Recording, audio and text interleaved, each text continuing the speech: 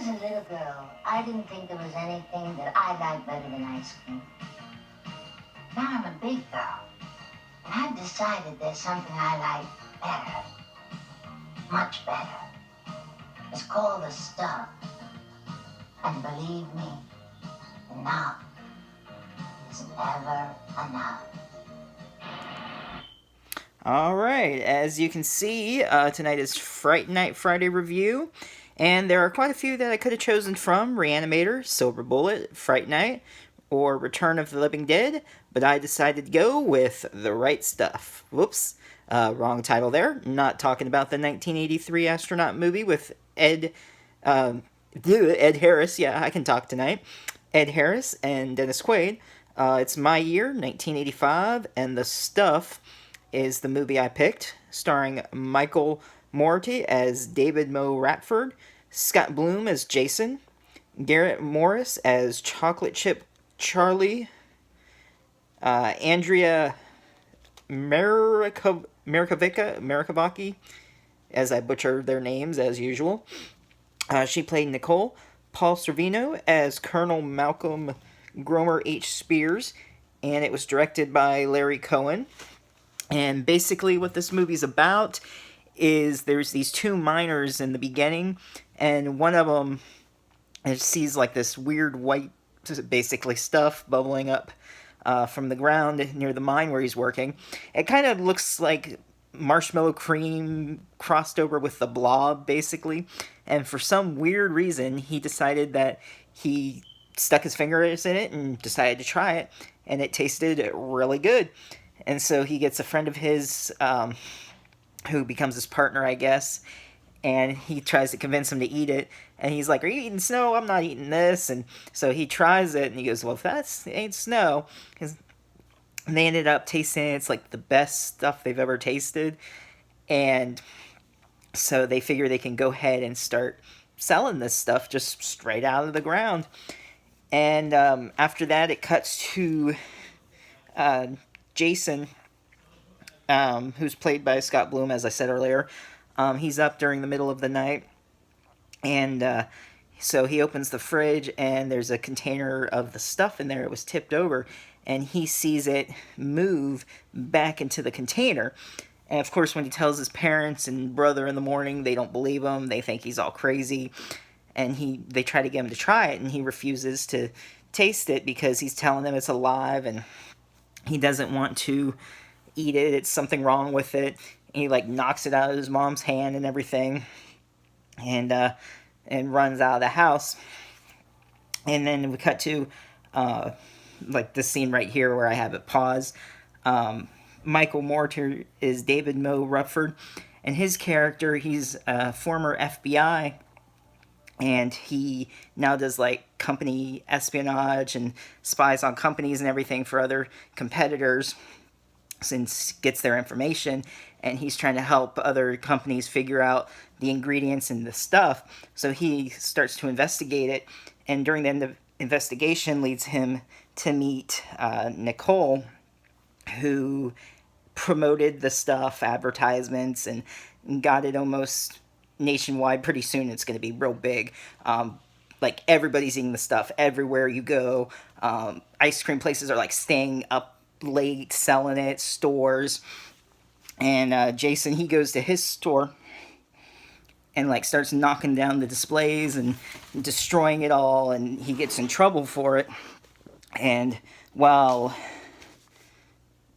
David, or Moe, is doing his investigation, he hears about it. I guess it was like in the newspaper or something, so he wants to go talk to this kid and see what's going on.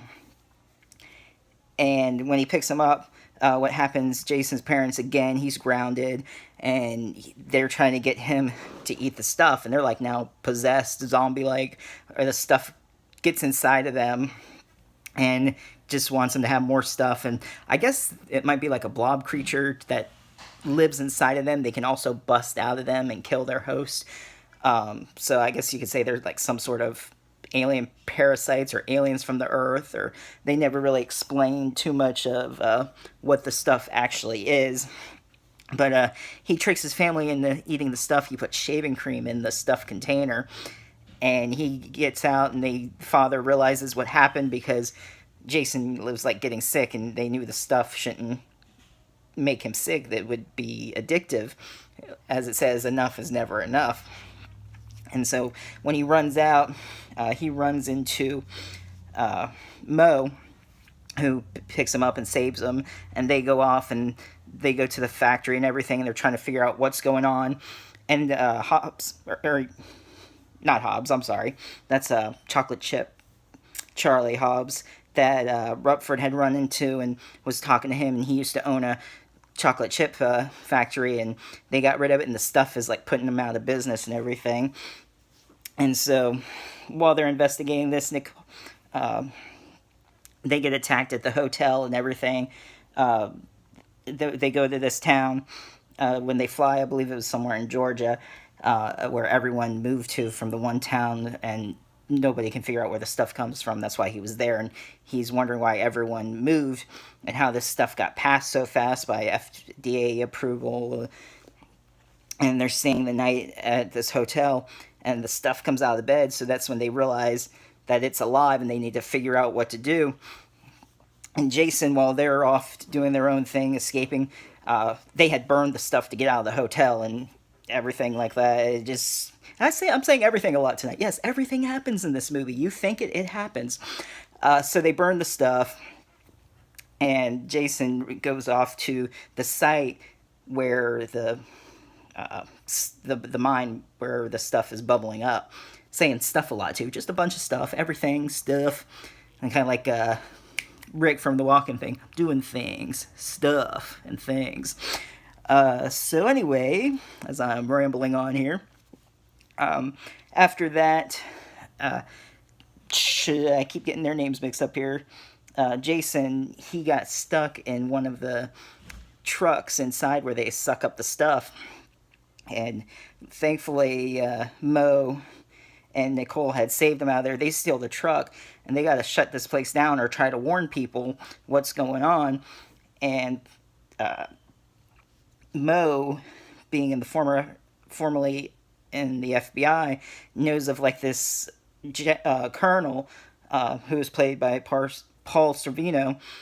It's like a militia group, or kind of like a doomsday little army survival group, I guess you could say. And he was afraid of like the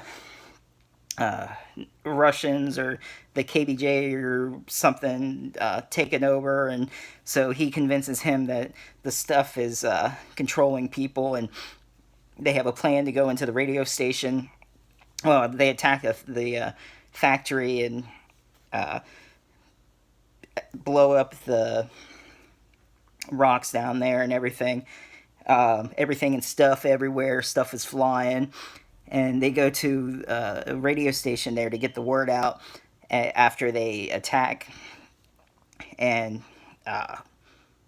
spoilers of what's coming out. Well, a lot of this is spoilers, but the movie was 1985. So if you're watching this, I'm just going to pretty much give a whole synopsis of it. I like to talk about my movies.